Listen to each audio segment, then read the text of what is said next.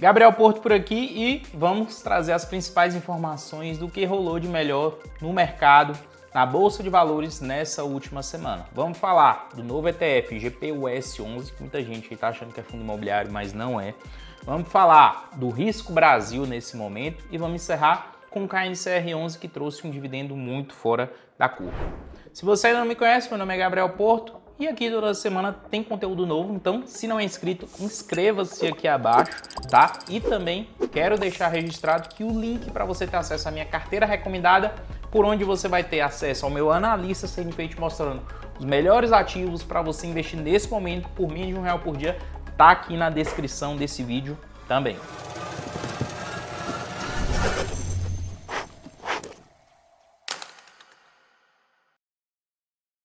Seguindo aqui, vamos começar a falar do GPUS11, tá? Que muita gente, só por conta dessa nomenclatura e final 11, considerou que isso fosse um fundo imobiliário, mas não é, né?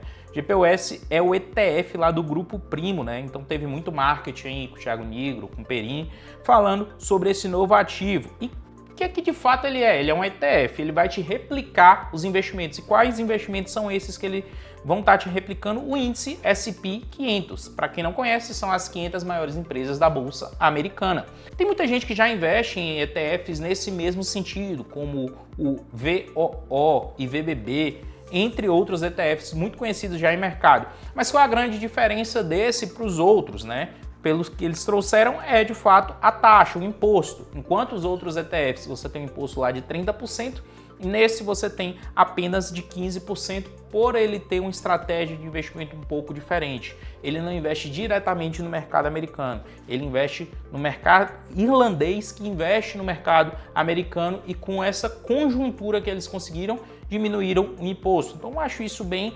inteligente. Aqui a gente pode ver um pouco de como é que está essa diversificação desse ETF, né? Mais de 30% inclusive é em ativos de tecnologia e informação, depois serviços financeiros, saúde, consumo. Quais empresas? A principal, Apple, depois Microsoft, Nvidia, Amazon, Meta, Berkshire, entre outras grandes empresas, Tesla, né? Então que de fato são as principais empresas americanas na qual você vai estar investindo.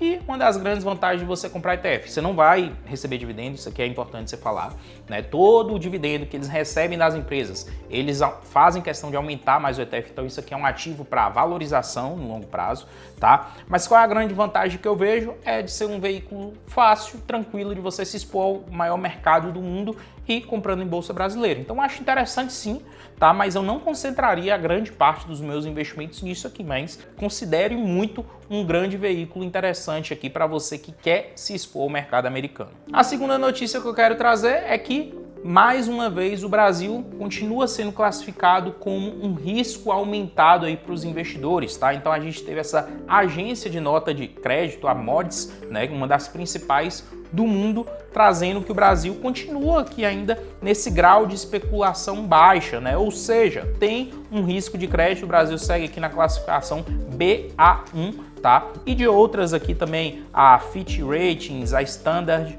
também classificam o Brasil nessa mesma zona, né? Nessa mesma zona de risco. Isso quer dizer o quê? Que os investidores estrangeiros, ao olharem para o Brasil, querem um resultado bem maior do que outros países, né, para que isso de fato se confronte. E por que o Brasil não vai para uma zona melhor? Porque a gente ainda vive um impasse muito grande de tudo que o governo traz, né? Risco, as dívidas públicas, entre outras grandes questões, trazem esse risco para o Brasil. Então, de fato, o que compensa para o investidor estrangeiro e até para a gente que não é estrangeiro e está aqui no país investir é de fato uma Selic em quase 15%, como a gente tem atualmente. Por isso que muita gente pergunta, Gabriel, por que a Selic está tão alta? É de fato por conta de um risco que se tem em todas essas operações? Sim, a gente sempre tem que lembrar disso. O investimento é atrelado sempre a risco-retorno. E quando a gente tem agências de risco internacional mostrando que o Brasil enfrenta de fato uma crise econômica, né, que enfrenta de fato dificuldades financeiras, é justificado exatamente por isso que você está vendo aqui.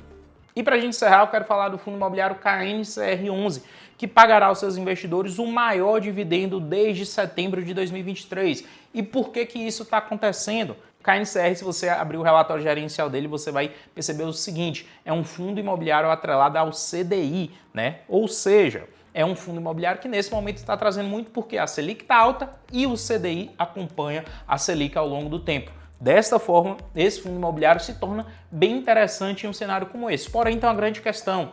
Nesse momento é um fundo que está acima do seu valor patrimonial e eu não acho interessante por conta disso. Agora, se você comprou o KNCR lá atrás, pagou abaixo do valor patrimonial e está de fato recebendo esses dividendos, excelente. Mas eu vejo como fundo imobiliário que, para médio e longo prazo, só faz sentido ser comprado abaixo do seu valor patrimonial. E qual será o valor do dividendo desse fundo? R$ 1,20, ou seja, é um rendimento de 1,14 em cima da sua cotação base, que fechou em R$ 104,63, bem acima do patrimonial, que é de R$ 101, né? E o pagamento vai ser feito no próximo dia 12. Então, se você é cotista do KNCR, pode ter certeza que seu dinheiro vai estar lá R$ 1,20 por cota, maior pagamento desde setembro de 2023. Então, fundos como esse são bem interessantes em momentos de Selic mais alta. E outra coisa que é extremamente importante é lembrar do preço.